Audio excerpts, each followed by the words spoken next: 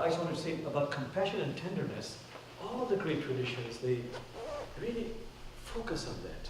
For example, in Tao Te Ching, there's a remarkable verse. It says, compassionate towards yourself, you reconcile all beings in the world. This is really worthy of meditation for a lifetime. Compassionate towards yourself, you reconcile all beings in the world. You know, if I want peace in the Middle East, Israelis and Palestinians, the first step and last step, or the most important step is, can I be compassionate and gentle with myself? Otherwise, the compassion coming from me to the others, it is not rooted in something real. And just this energy of me being tender and compassionate with myself, it unleashes an energy that my presence is able to create this environment of peace. So that's, again, I'm going to repeat, may I truly drink that in, compassionate towards yourself, tenderness towards myself. I reconcile all beings in the world, in my family, in my extended family, in my community, in my larger community, and in the world. Then I love the saying by Rumi, how should spring bring forth a garden on hard stone? How should spring bring forth a garden on hard stone? Become earth. Become earth, so you may grow flowers of many colors. For you have been a heart-breaking rock. Just once, for the sake of experiment, become earth. Become earth. But Jonas, may I just introduce one technique I'd like to share. I'm asked all the time, just share one technique. What does it mean to be compassionate with yourself? One great meaning is, can I be gentle not only with my 10,000 joys of life, but also with my 10,000 sorrows and pains and sufferings of life? And there are many techniques. There's something called sacred holding, which is too long for me to explain right now. But if you're interested, I can send you those steps. If you give Brother Jonas your email, I can send you the steps to that. Sacred holding, meaning the moment you have a hard, difficult feeling, take some time out and ask yourself, let me be with this feeling. Let me not avoid it. Let's say I felt very angry. It's okay, Brother Jamal, it's okay, it's okay. Give yourself permission to feel it. Number two, Brother Jamal, where do you feel it in your body? Is it here? Is it here? Is it here? It always has what is called a physical holding. How do I know it's anger? Because I feel some sensation within me. I have to be mindful, as the Buddha says. Is it here? Maybe it's here. Okay. The number three is, can I, with gentleness, just enfold it with compassion for myself? It has an edge only because it is separated from me. It is begging my attention. Can I just be present with it and hold it as I would hold a loved one? No need to fix it, no need to analyze it, but a great need just to be present with it.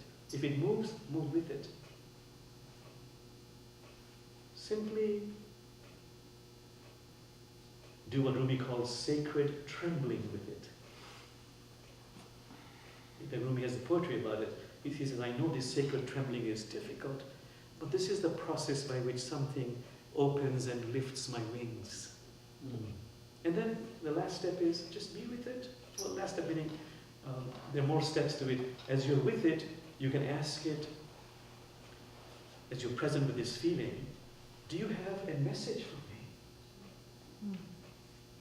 Do you have a secret for me? Sometimes when I do this, a lot of people burst into tears.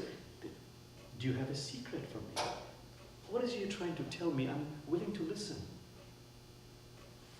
And it's not that I expect an answer, but I respectfully told it, do you have a message for me? I really am willing to listen. And the last question is, how may I love you? How may I befriend you? Just ask the question. And now the last step is, if it's here or here, as you focus on it, just inhale and exhale to that part of you. It becomes integrated. I can tell you with inner certainty, if you do this, then that which was so difficult, anger, jealousy, resentment, if you keep doing this a number of times, it takes a number of times, that becomes, once it's integrated with the whole, that which was a source of such difficulty gets transformed. So when I have done this with anger, after I've done this, that anger becomes transformed into vitality, inner strength. So with inner certainty, I can tell you, this works really well. This is called sacred holding. And I'll send you the steps to that. But what I really want to talk about very briefly is something called sacred naming as a way of cultivating compassion for yourself. Do you know that we're always talking to ourselves? But if you are very observant, a lot of the talk is very negative. Oh, Jamal, you're not beautiful enough, smart enough, quick enough. And the great teachers say, rather than force yourself to change that, the moment you find yourself beating on yourself, do a spiritual intervention. And how do you do that?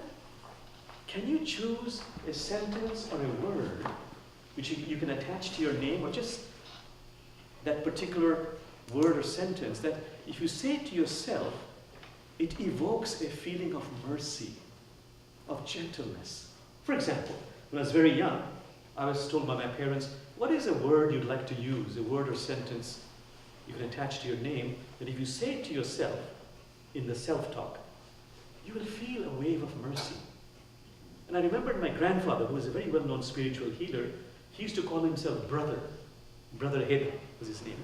So I tried to use Brother Jamal. And the moment I find I say, and I use the tone of voice of gentleness, of tenderness, because that feeling has to reflect my compassion, but I say, but Brother Jamal. The moment I say, but Brother Jamal, I tell you, I feel a wave of mercy, of gentleness come over me, and that inner conversation changes instantaneously. It becomes gentle, the content changes, and I find myself filled with this inner spaciousness of mercy and gentleness. So in my classes, I always ask, what is a word or sentence you could use with yourself, and start applying it in your self-talk. By the way, I talk to myself a great deal, Brother Jamal, and one of the great advantages, I and Brother Jamal never get bored. Never get bored. Because we're always in this wonderful conversation. Everything is wonderful. If I'm not, Brother Jamal tells me, it is really good, everything is great. You see? But what is a word or sentence you could use that if you explore that, it brings up a wave of mercy. Some people tell me, I can't think of anything, but I remember my great aunt or my grandmother used to call me Piroshki or something like that. And the moment she said Piroshki, I would feel so loved. I'd feel a wave of compassion come over me. So I said, please, use that, use that. So I'm going to ask you now, just spend a moment. What is a word or sentence, my beloved one, my sweet child? You can use your name also with that. But what is it you can use that if you do, it truly evokes mercy?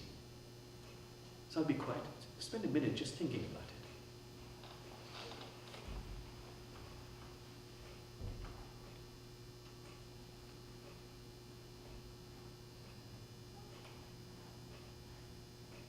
Okay, my friends, any suggestions that work for you?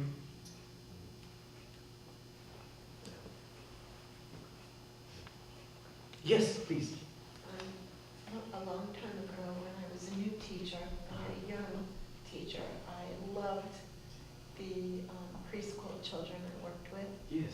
And my name was Miss Jeannie. Miss They would Jeannie. say Miss.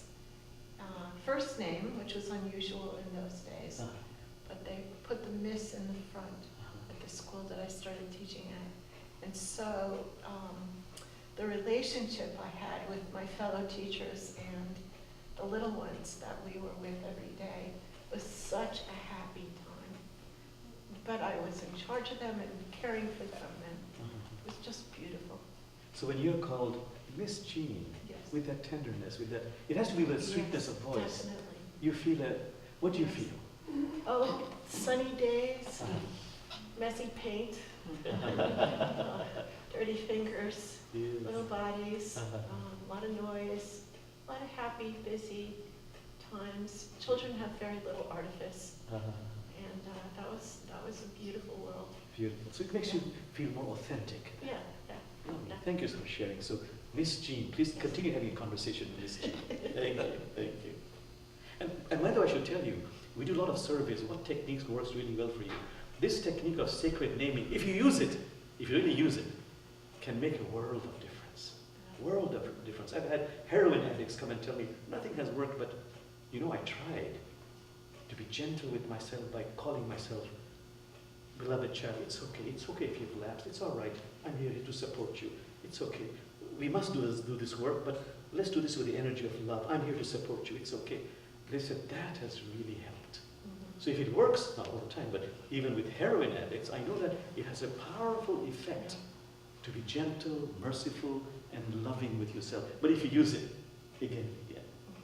Any other suggestions? Any other names that come up for you that splash in your heart?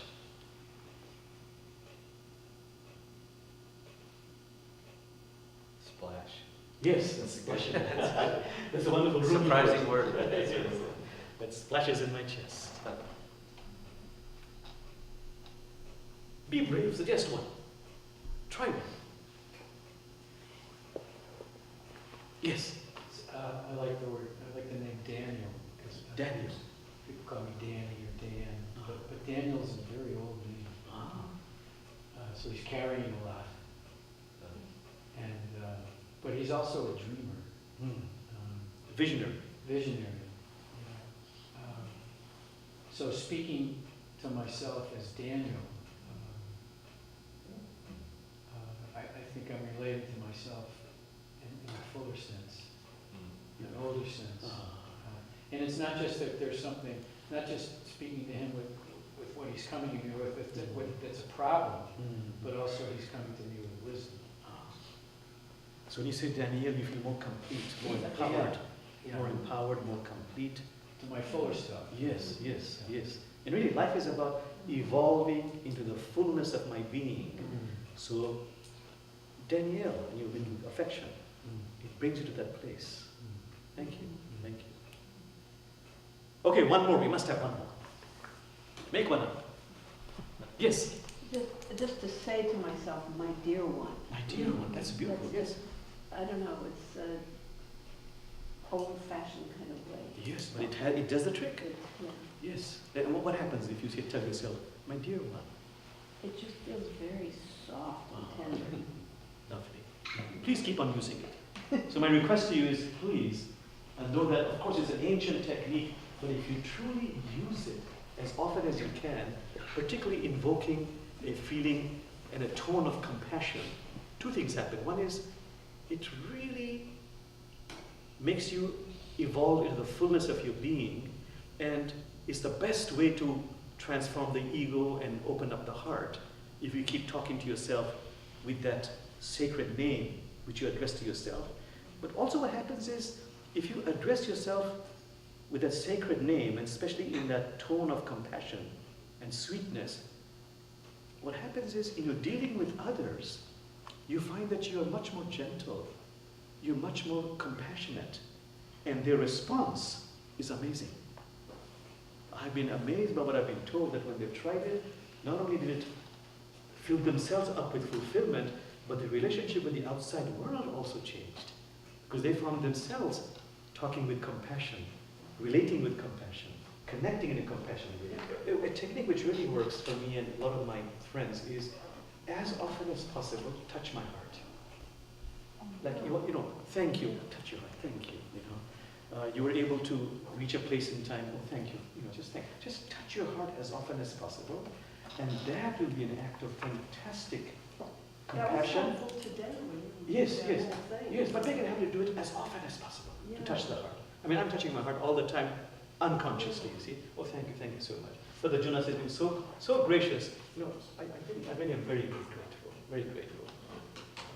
Brother Danny gave me, I was having a little bad back, I had a little bit of an accident, and he gave me a Reiki massage. Thank you so much. You know, just as often as possible, touch the heart, touch the heart.